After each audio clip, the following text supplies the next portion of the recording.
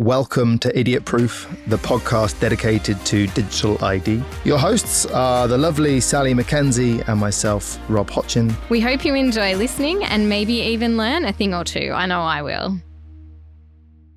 Hi, Sally. How are you? Good, Rob. How are you? Excellent. Thank you. Excited to be talking to you today. Me too. As this is our first episode, would you like to tell the people a little bit about yourself? I'm Sally Mackenzie. I'm the founder and managing director of Delta Advisory. So I work with businesses and not-for-profit and industry associations that want to understand what decisions government is making that influences their business or organisation and helps them take problems that they might have to government to help solve together. So I really love working with Privy on digital ID because it's a really exciting development. But enough about me, Rob. Let's tell the audience about you. I am Rob Hotchin. I am the Australian country manager for Privy. Privy are a digital ID company. We've got over 50 million users of our digital identity, 3,500 customers, people like AXA, Allianz, through to Pizza Hut and Nestle. It's being used around the world, but we have just landed in Australia. So we are figuring out the landscape here and how we help bring digital ID to Australia. So, Sally, what is digital ID? It's such a good question, Rob. And I think if you ask 10 different people what digital ID is, you would get 10 different responses.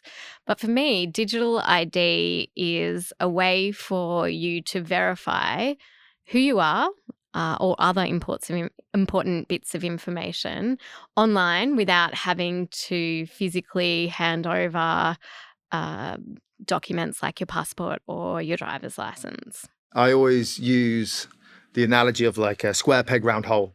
Like we've got a physical ID in a digital world. It just doesn't work like that. So the kind of concept is, how do we build a digital ID for the digital world? So how would you describe digital ID? It's really hard. Considering this is literally my job to go and describe digital ID, I struggle to explain it to businesses, consumers, family members. And I think the easiest way of kind of really getting someone to understand what digital ID is understanding what it could be. So if you think about all the different use cases, the first one is whenever you use the word verifying yourself. So those real life use cases of verifying would be applying for a credit card or a mortgage, or it could be the other side, applying for, opening an Iconic account or checking into a hotel, or all of those different examples. That today is laborious because of two things. One, you have to supply a load of details. And then the other aspect of it is it safe? Is it secure? Like, do you trust someone when they take your driving license, they make a photocopy and put it in the filing cabinet? Do you trust them? No, I don't, Rob. No. I definitely don't. Like, where's that going? Is it locked? And I think that one of the main use cases is making it easier. Click to apply. So I don't have to go and download my Telstra or AGL bill. I'd love it if they were going to go and pay the bill for me, but they're not. So not having to do that part, the laborious kind of collecting that information and sending it across, and then the safety element of what are you doing with that data? Is it safe and secure? And presumably like a relief for businesses as well, because I reckon half the businesses that have to collect this data are terrified they're going to be hacked or it's going to be leaked. It's really funny because back where I was working in cloud and this thing called big data came out, and it was all about as much data as you can collect. Collect data about all of your users and consumers, collect everything. And everyone kind of lauded, look how much data we've got. We've got a data lake full of this data. And then suddenly someone went, that's liability. And everyone went, oh, how do I get rid of this data now? And no one wants it, right? So now organizations, there's this law in place saying I have to collect the data and keep it for 7 years. There's a lot of misunderstood people thinking it's law when it's not law that I have to take data. But the organizations don't want it. They don't want the liability of collecting the data. It's also effort, right? They don't have to go, you go to a real estate agent, they go and photocopy it. Do you think the real estate agent really wants to go and get your passport and photocopy it? And no, they just want to go and sell you a house. Yeah. So they don't want it either. So that's why this is a a win-win, right? People are winning on both sides of the coin. Good for consumers who don't have to kind of use blindly all these. trust. Exactly. Right? And good for businesses as well. Absolutely. And the other element is control of your identity. So since when the internet came up in the mid-90s, whenever it kind of really became popular, you've been given your identity out, be that your name, date of birth, address, whatever that is. And over those years, you've created what you call an identity sprawl. And your identity is everywhere. And if you're anything like me, I have no idea who those businesses were 10, 15, 20 years ago, who I gave my name and date of birth to. I'm not going to be able to go back and get that now. But in a digital ID world, I will have a list of every organization who has received my tick to say, this is Rob Hotchin. And at any point I can say, I don't want you to have that anymore. And I can retract it. And I liken it to like iTunes. It'll be like settings on your iPhone, right? Exactly Where that. you can go in and say, I don't want notifications from this app or this app or this app. You could do that to control who has your ID, right? Yeah. So you've got consent. So let's say someone asks to sign up for a phone contract and they're going to ask for X, Y, Z. I'm going to go, right, I can consent to Telstra to have these bits of information, but I don't need these. They don't need my passport number. Consent is a really important thing, like your settings, but also a case of if I'm no longer doing business with this company anymore, they shouldn't have any of my data and I should be able to request that back. I think being able to control it like that is important, but also the management of it as well. So if I move house and instead of having to call up the credit cards, call up the bank, go into my Amazon account, go into my Iconic account, go into all these different accounts and change my address and everything, just do it in my Privy app or whoever your digital ID provider is. And it pushes that update to all of these providers who legitimately need your address to be able to post you stuff. But it means, again, the ease of use for you as a consumer is so much easier. It is sounding really exciting and I can't wait to learn more over the next few episodes of this podcast. But we should get our first guest in today, shouldn't we, Rob? Absolutely, we should. I'm really pleased to introduce our guest today, John Shepherd. So John is the First Assistant Secretary for Digital ID and Data Policy Division in the Department of Finance. This division includes the Digital ID Task Force, which is really importantly leading the work to develop a comprehensive economy-wide system for digital ID, including the introduction of legislation and rules and the establishment of a regulator. John is a very experienced public servant, having held a range of senior positions in the Commonwealth Public Service, including at the Australian Tax Office and the Australian Bureau of Statistics, where he was awarded a Public Service Medal in the 2022 Australia Day Honours list for his work on single touch payroll. John is in his spare time also a passionate Movember community ambassador and fundraiser for men's health initiatives. So welcome, John. Thanks, Sally. Great to be here. Movember, what sort of style are you rocking? Are you going kind of simple? Are we going outlandish? Are we going to go full handlebars? Probably surprise you and say it's a full handlebar. So, really? Yeah, wow. Absolutely. Something I've been doing for 16 years and leading teams at finance and previously at the ATO and ABS. So raising lots of money for a good cause. 2012, I worked for a company called Rackspace who adopted the Movember piece. I didn't know it was kind of started in Australia at that point in time, but it was one of my favorite things to get a part of because the moustache is about the only thing I can grow on my face. So it made me feel good about myself. You and me both. Can you give us a little context as to why now main objectives are of what we're trying to achieve by putting this in place? Absolutely. So why now? It's not something that's just kind of been recent times. It's been digital ID's been around in Australia as a concept for over 8 years. It's been consulted on extensively to get legislation in place. It's built on something called the Trusted TDIF, which is the Trusted Digital Identity Framework, which has been operating as an accreditation framework for quite a period of time. And really now, I think what's really brought this on is some of the recent data breaches, et cetera, with big companies. And we've all heard the stories about some of those hacks and things, and people have lost identity information, and it's really hard to resurrect. So really that's brought it on to say we need more people to adopt digital ID, but we need to do it in a way that's trusted, secure, convenient, and importantly inclusive. And the last one is voluntary, so people can really opt into this. And really, it's about getting the message out to people that they've got to stop. There's got to be a way they can stop handing over their identity docs. I'll give you the legal definition in the Act, which is a distinct electronic representation of the individual that enables the individual to be sufficiently distinguished when interacting online with services. So that's probably resonates a little bit. I like to talk about it as the modern 100-point check. Everyone in Australia is familiar with doing the 100-point check when dealing with banks, etc., going back to 1988, would you believe? And ID in Australia is quite unique. It's not one number. We do build off, that using multiple identity documents to actually verify yourself, and people are quite used to that. So it's quite a different thing. But so lots of consultation, and we're fortunate to see the passage of the Digital ID Act in May this year, and royal assent of that. There's a lot of work going on at the moment to consult on the rules and the standards that will sit underneath that. I think you're right in saying digital ID is not new. So I think something like 12 million Aussies already have a digital ID. So it's been around for a while, but the new digital ID that has passed Parliament a few months ago and will achieve royal assent later this year.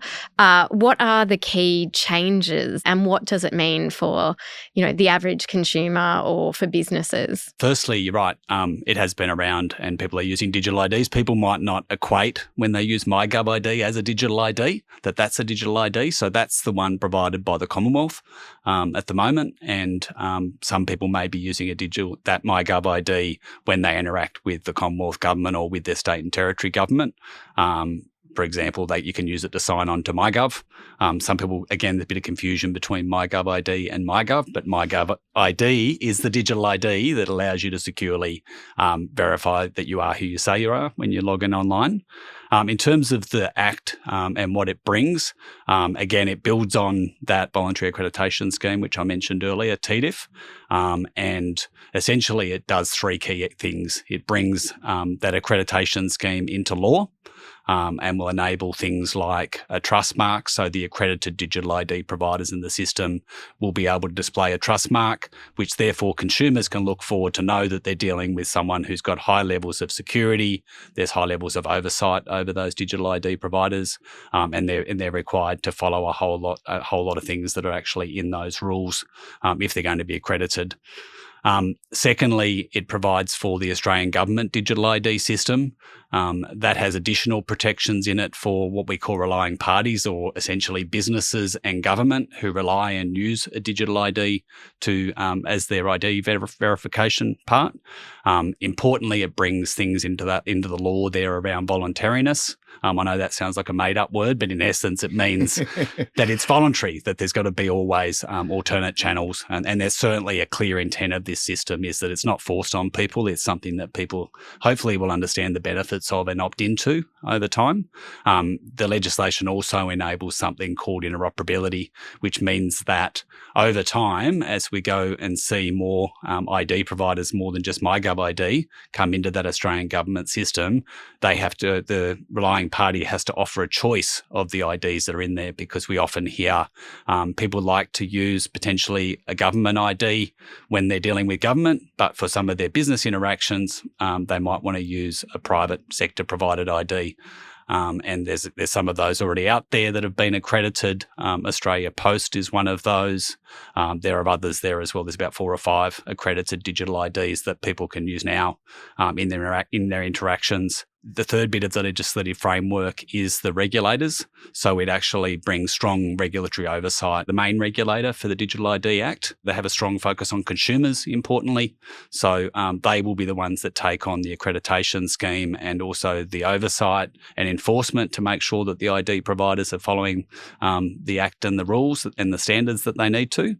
The other regulator that's put in place by the law is the Office of Australian Information Commissioner. There's additional privacy protections that go above and beyond the Privacy Act, including things like the prevention of the banning of profiling, so that the actual digital ID service can't follow what you're doing online and what services you're accessing in order to market to you, for example. That's specifically banned in the legislation. So OAIC will provide that important oversight and make sure they're keeping an eye on the providers and that they're all doing the right thing around those Big Brother. Absolutely. No, Yeah. and that is a fear. That is certainly has been a concern that someone's going to track what I'm doing.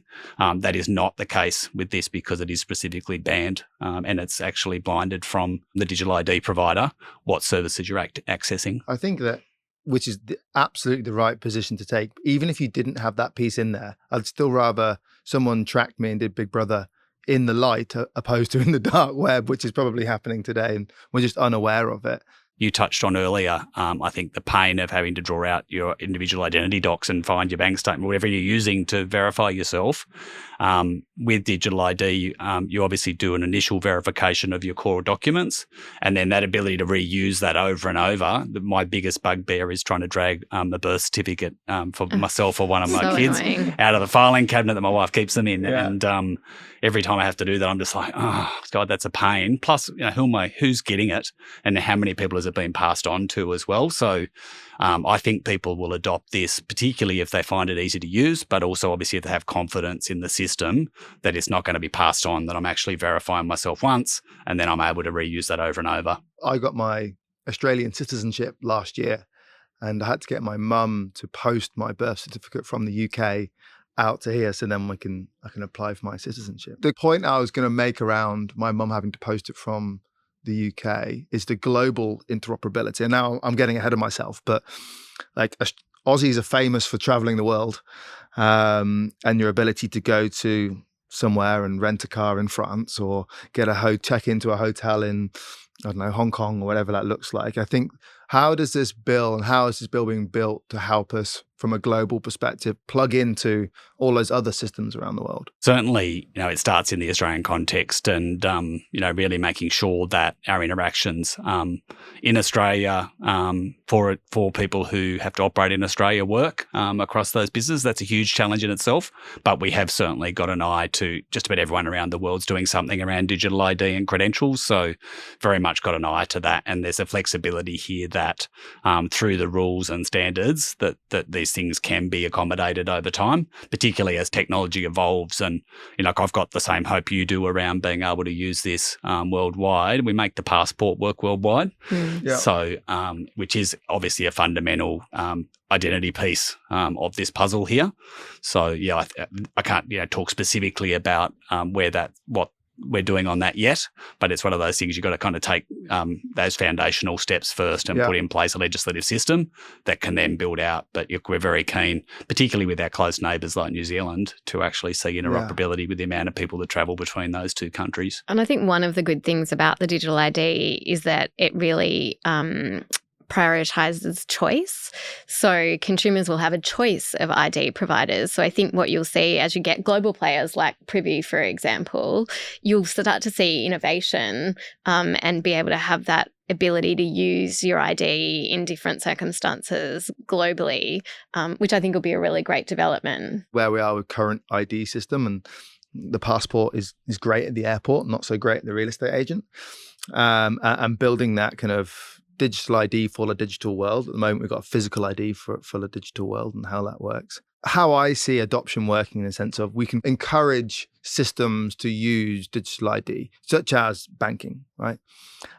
Because they're already doing the identification. This is a safer, easier, more secure, more digital way of doing it. Digital ID doesn't succeed until it's used across everything. The second time you use your ID is when it becomes valuable, right? The first time you do it, you fill out your 100 points or whatever that looks like. And that can be laborious in itself. But whenever you apply for anything else after then with that ID system, it becomes much easier. Do you have an idea around how adoption might look or how it might work in a sense of, okay, well, these systems will have to use it and then we expect it to knock-on effect to be X, Y, Z? Or two ways of answering that question, I think. One is private sector ID providers and exchanges, et cetera, are there now. And they're increasingly starting to provide digital ID services. Some of those are accredited, some are not accredited, but they're happening. So those digital ID transactions.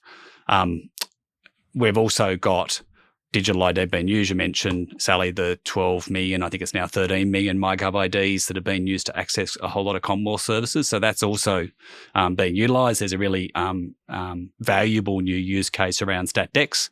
So you can use a MyGov ID to do a stat deck instead of finding one of those kind of people on the list who can witness one of a stat deck. Incredibly convenient for people. I've done it, John, and I can verify it is so much easier than the old system. You can do it at home in your Uggies and your trackies. You need to tell lots of people that story, because that's part of how adoption comes, from people learning from other people as well, that these things are easy to use and they're already. Secondly, once the legislation is implemented from 1 December this year, we will start to see things like pilots, importantly, or in various industries. You mentioned banking's an interesting one.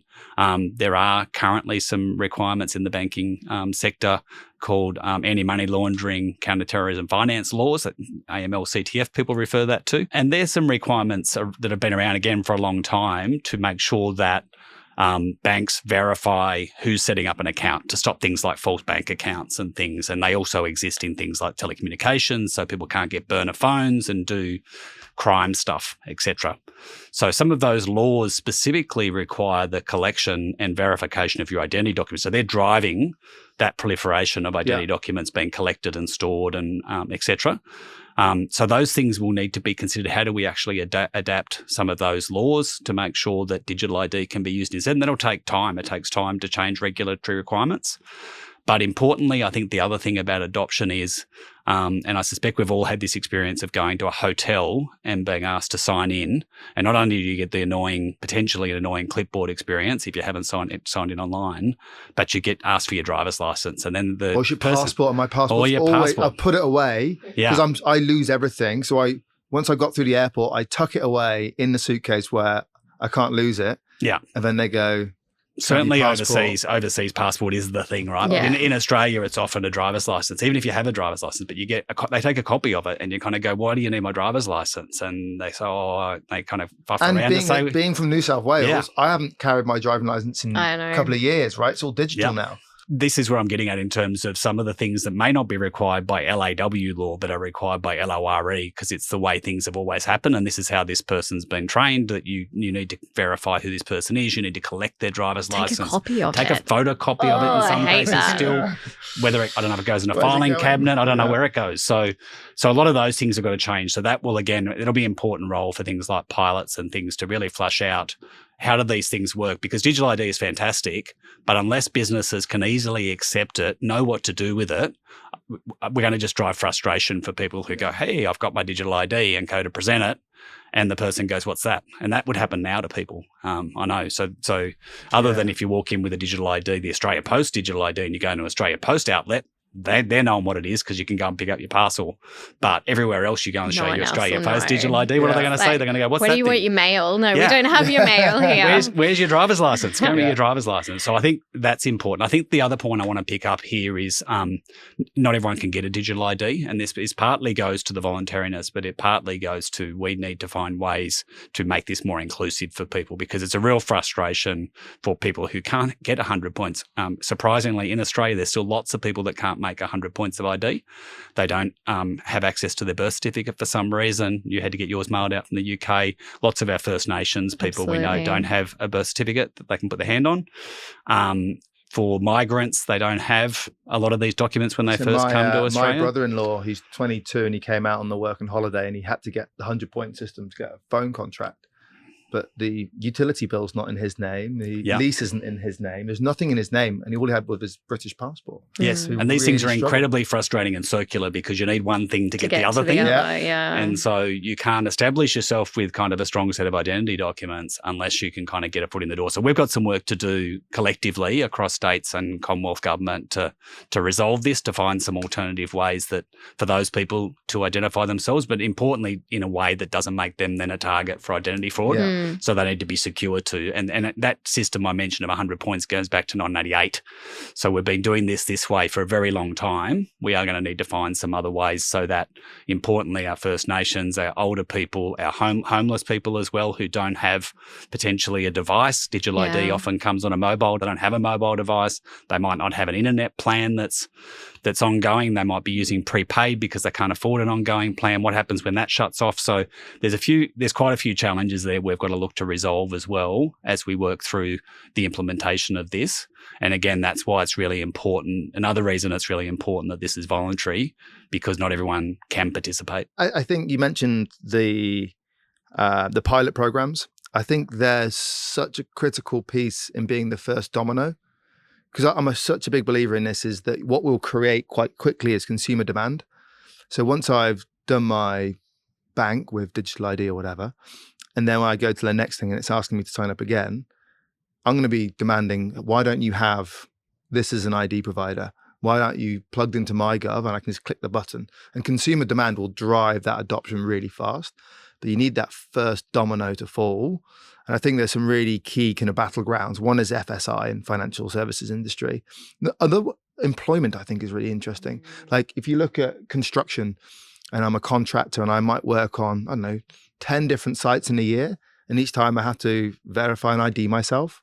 If I do that once, and then I can just go beep, beep, straight all into the next one. I don't have to do that again and again. And not only my ID credentials, but also kind of I have this certificate to be able to drive cranes or do this or this, and having that in a way where it's reusable. And I think reusable is the key part is really interesting. And if I look at every user online, right? So whether you're just joining the local council, whether you're joining a retail, whether you're joining the bank, the reason that everyone doesn't ask or doesn't ID you is because two things. One, the cost is high to ID you, and two, the friction is high.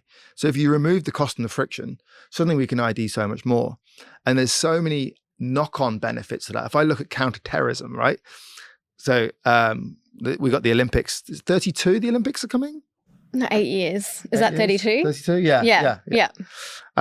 Again, so like ticketing systems. So in Indonesia, Privy have got ID associated to buying a ticket. So you call it scalping in Australia, we call it touting in the UK, right? So Taylor Swift came the other day. I go and buy 8 tickets. I only want 2, and I'll sell the other 6 and cover my 2, right? That's not ideally how people want that to work. So in a digital ID world, you can buy as many tickets if I have a digital ID for. So my digital ID number is 1234. I can buy all those tickets assigned to a digital ID. Therefore, the ticket for Taylor Swift is under your name, John, or under your name, Sally. So you can't sell that on, because when you go into the stadium, you're going to face ID and you're going to go in. That means that we can get rid of the scalping. So if you want to sell a ticket, you can do it on the main platform for the same retail cost, so we can control that. But also, we can look at counterterrorism stuff. So do you have any kind of things that the police should be aware of or want to avoid you coming in? And in the UK, there's a big football hooligan thing. People go and start fights and then they're banned from the stadium, but they can pretend or get their friend to buy them a ticket and in they go. But if it's digital ID tied to tickets, suddenly you can stop that happening and the people you don't want. Trying not to get big brothery, but you know where everyone is in the stadium and who's safe and who's not.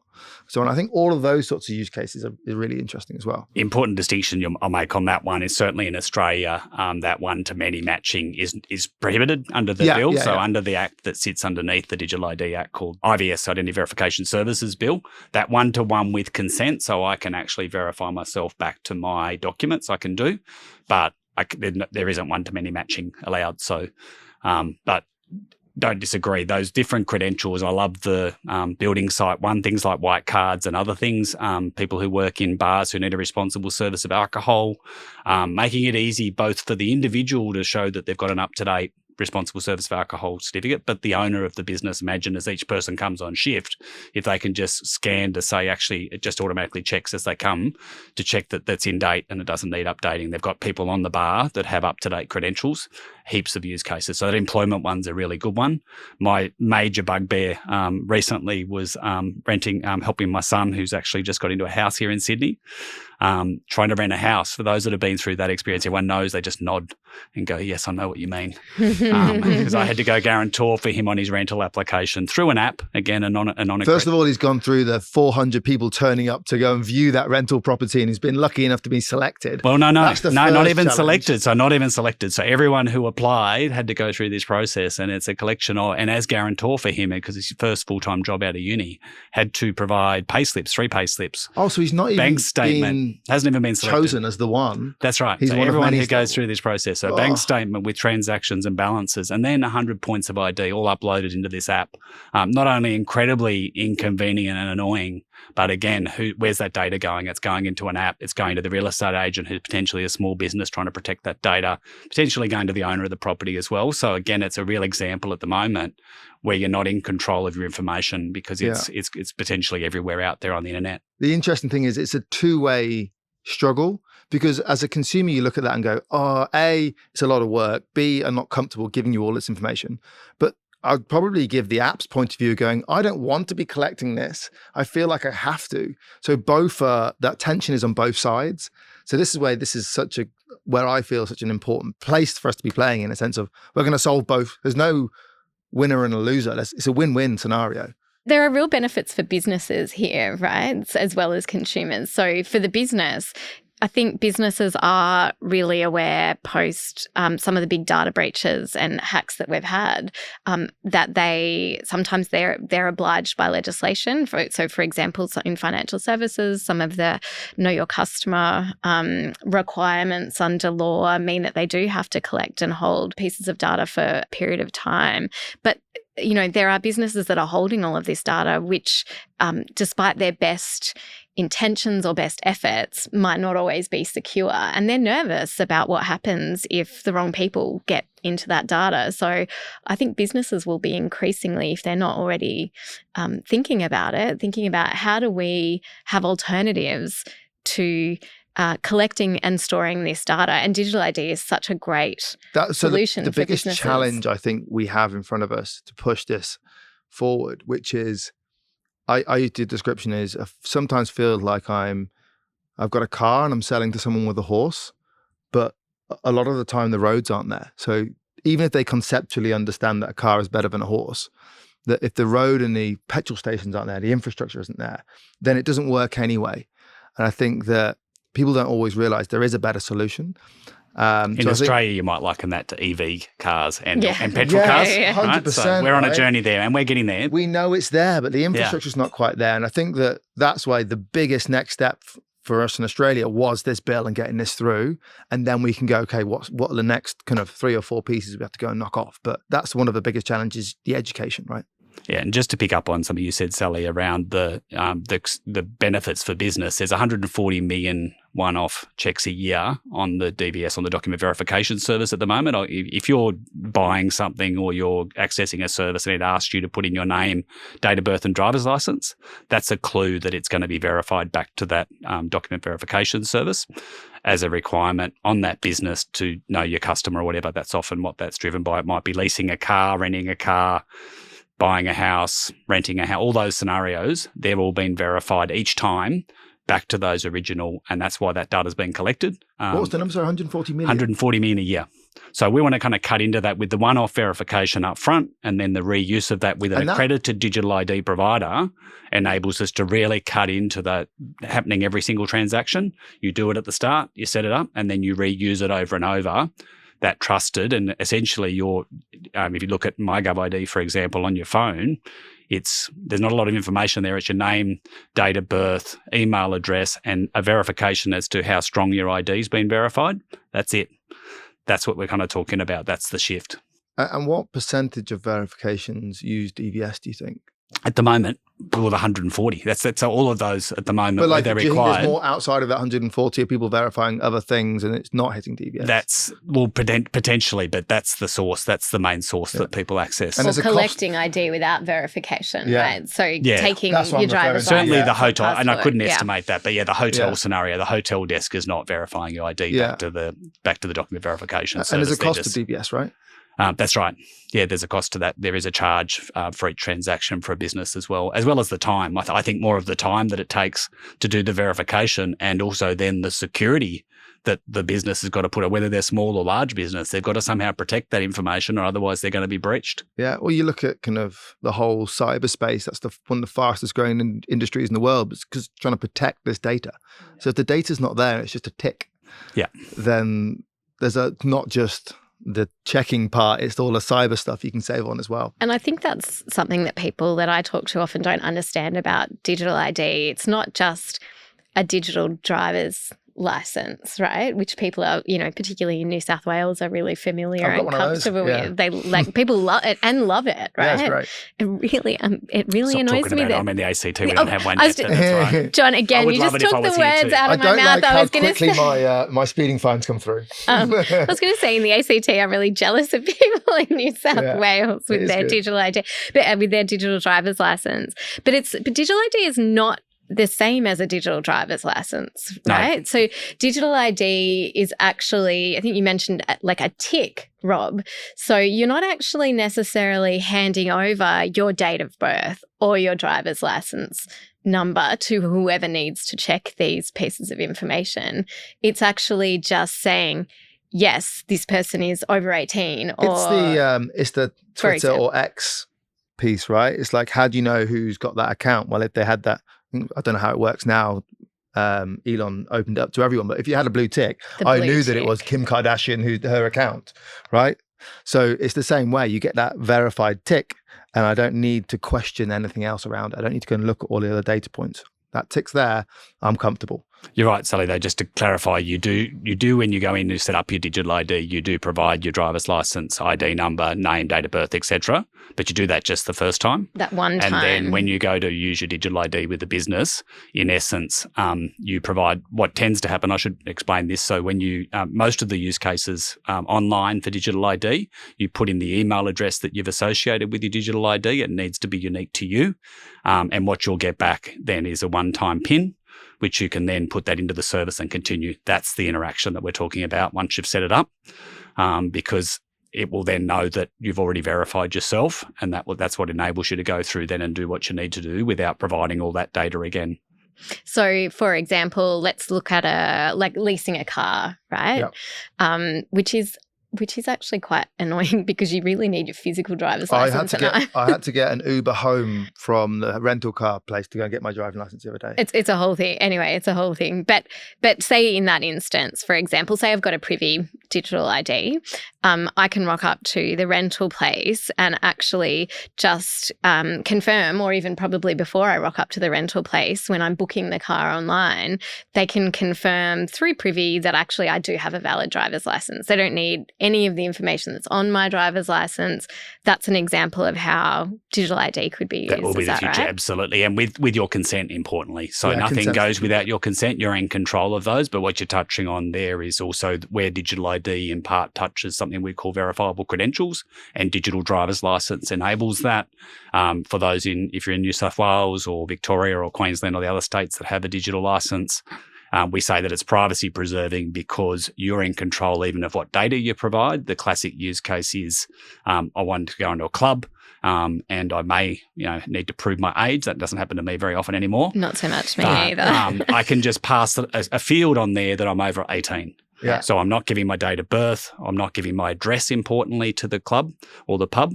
I'm just saying I'm John Shepherd and I'm over 18. Yeah. The other example is for clubs in and around Australia as well. Often you've got to either be a member of the club to come in or be signed in by someone, or say you're out of town, which I think it's 30 Ks or some distance away. You can provide a field that says, I live 30 Ks away from this. And again, you're not taking a copy. My bugbear is walking to one of those clubs and again, on the scanner, copy of your driver's license off into who knows where. Yeah. And we did see, recently that breach with Clubs New South Wales, for example, off that sort of data sets as well. So that's the important thing of those credentials as well, that it's not always that you've got to provide a 100-point ID. Sometimes it's just that I'm 18 and I'm able to drive a car, which is what the rental car company wants. They don't need the rest of my license.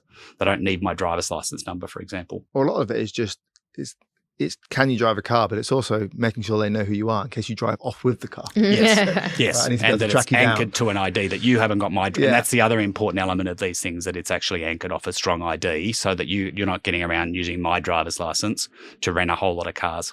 What are the next big kind of milestone key things that are happening over the next kind of 6-12 months that we should be aware of? Just completed an open consultation period on the rules. So the legislative framework for digital ID is the Act, which is now passed Parliament. Then there's a set of rules. There's two sets of rules. There's a set of rules around the accreditation and there's a set of rules around the Australian government digital ID system and some of those additional protections I mentioned. There are also a couple of sets of standards that sit underneath that. So we've been consulting on those. We're about to come out with a near final version with what we've taken into account through that consultation period. They need to go back into Parliament. The rules do as disallowable instruments. It's just a process of Parliament there. And we're heading towards implementation of the Act from 1 December this year. That's when the ACCC will take up its role and OAIC as well. And that's when we expect accreditation to recommence. We paused accreditation while we were getting the Act and rules sorted so that we weren't accrediting people that then had to adjust what they were doing, on the fly. Moving goalposts. So that will reopen post 1 December. We'll hopefully start to see some more accredited services in there. And then we will do things like pilots and proof of concepts and things, as we talked earlier, to really bring this to life for people, particularly in some of those industries, where ID is a really important part of the transaction of a business, or that they've got required to do ID, to then really flesh out for people as to what the potential benefits are, how they do it. In the background, we're continuing to do work around inclusion that I mentioned earlier and looking at how we can make this thing more inclusive and solve some of these bugbears for people as well. So, and then finally, lots of communication, stuff like this, really trying to demystify and explain digital ID, make it simple, help people understand the benefits for them of taking this up, and also things like the stat deck that they can be using now. So they're kind of some of the things we'll be focused on over the next 12 months. It's such an exciting time, I think. I just run, don't walk, go get a digital ID, right? Yeah, feels like it's happening, which is a good thing, right? Absolutely. Thank you so much for your time. It's hugely appreciated. I know we're certainly excited and aligned. I think we want to go and beat the drum as much as we can, and try and help educate people as to why it's beneficial. It just feels like such a win-win-win-win-win for everyone. And the people who are finding holes in it just don't quite understand it fully. And I think that the more we can do to educate, be that podcasts or whatever it is a push in the right direction. So thank you so much. Thank you, John. Appreciate it. Thank you. Well, that brings us to the end of our first episode of Idiot Proof, where we had John Shepherd sharing his deep knowledge on the new digital identity framework and explaining how it's set to reshape the way we verify ourselves online. What were the 3 things that you took away from this episode, Rob? The first one is, it comes back to kind of John being on the podcast, which is like a big part of this is education, and very grateful for John making the time to come on, being able to educate around what is digital identity or digital ID. And it's not just a digital card, it's an actual thing that's happening, and it's not scary. It's meant to be beneficial to us all. I think that educational layer is going to be so critical to adoption. So getting that bit right, and there's probably a part on everyone within the industry and out of the industry to do their bit of educating. Second bit was the most important part is starting. And having the new digital identity law come in 1st December is such a key start. And yes, there is still parts that need to be better defined and iterated upon before they're perfect. But I just think that first step and just starting is key to getting something in place. And then finally, I love some of the examples, especially the one of being a guarantor on his son's place and having to hand over bank statements and so on. And it wasn't even... that was for the opportunity to apply, not even to get it. And it's like, there are so many examples of that. I think I like and dislike hearing them all at the same time. 100%. For me, one of them is that we're kind of living in a digital world, but with an analog kind of identity at the moment. I think you referred to it as round peg, square hole, or square peg, round hole. I can never remember which is which. The passport's kind of great at the airport, but not so great at the real estate agent, like John found. I think the other thing for me was that John flagged that government will be looking at doing reforms around anti-money laundering and counter-terrorism finance, which will ensure that banks can accept digital identity and meet their standards and meet their obligations under that legislation. I think that will be hugely important and really will increase uptake a lot in Australia. And I guess the other thing that I kind of got excited about was this idea of global interoperability, being able to use your Australian issued identity when you're traveling overseas, checking into a hotel, renting a car. I mean, it'd be nice to do that in Australia first, absolutely.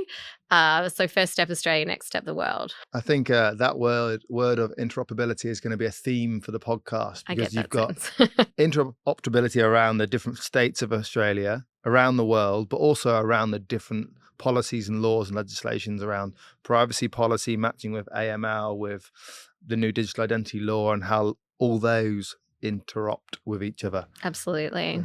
But, great episode. Thank you very much, John. So recent news in digital identity. Well, in August this year, Minister Shorten, who's the Minister for Government Services, unveiled a new functionality for MyGov wallets that will allow people to verify their identity or associated attributes without sharing sensitive documents, such as using a QR code or NFC on a phone to verify your age without handing over your driver's license.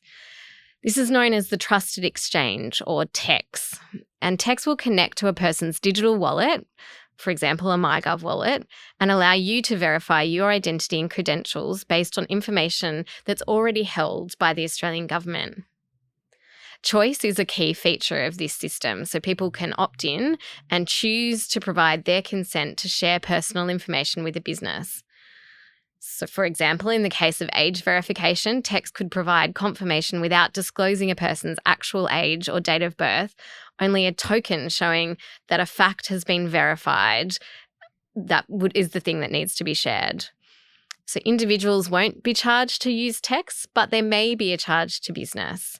The technology is currently being trialled by Services Australia, with plans to launch a 6-month pilot very soon, meaning we could see full rollout as soon as 2025. So if you found this episode interesting and useful, please subscribe to Idiot Proof for more in-depth conversations about digital identity and the evolving digital landscape in Australia. Welcome to Idiot Proof, the podcast dedicated to digital ID. In this series, you'll hear about everything from the recently passed Digital ID Bill through to some of the creative and abstract ways in which digital ID can be and is being used today.